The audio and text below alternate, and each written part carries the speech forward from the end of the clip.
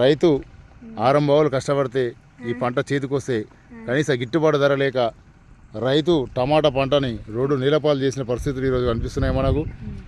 ఈ రాష్ట్రంలో ఇప్పుడు ఇంత మన ఘోరమైన పరిస్థితి రైతు అనుభవిస్తుండు. చూడండి రైతు పరిస్థితి ఎంత దారుణంగా ఉందో. టమాటా పంటకు గిట్టుబాటు ధర లేక రైతు నెత్తి పట్టుకున్న వీలు వచ్చింది. ఏమైందమ్మా, టమాటా రేటు లేదా? ఇట్లా ఈ పరిస్థితి ఎట్లా తల్లి? రైతు ఇంత కష్టపడితే టమాటాలు మొత్తం నీలపాలు చేసుకోవాల్సిన పరిస్థితి ఏర్పడ్డది.